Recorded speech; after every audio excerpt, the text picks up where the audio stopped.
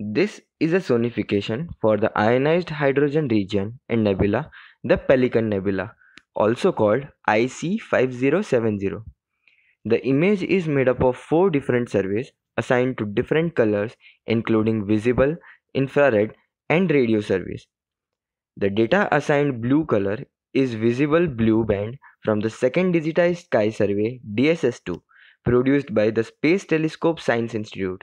That in green color is visible red band from DSS2.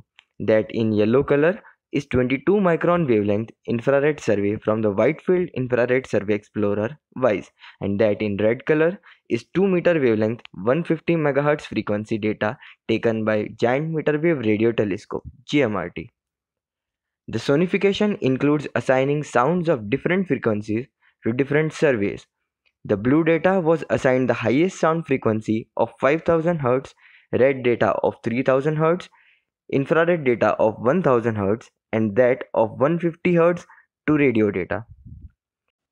The Pelican Nebula gets its name from its gaseous convolutions shaped like a pelican in the constellation of Cygnus. The nebula is a region of ionized hydrogen, H2 region, which means star formation has recently taken place here. The blue data in the image shows hot and young stars in and around the nebula.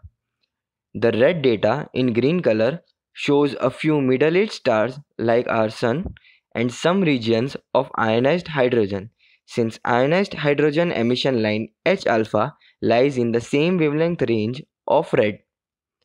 The infrared data shows a significant amount of cold gas and dust, which is fuel to form new stars in the region just east to the center of the nebula. Observe how the dark band in optical surveys is illuminated in infrared data because of the cold dust and gas. It has been observed that the star formation which took place in the nebula is gradually heating the surrounding gas, making it useless for star formation anymore. The radio data shows background galaxies and sources which emit jets of plasma via synchrotron emission, which may be millions to billions of light years away from us. Now let's hear the sonification from the Pelican Nebula.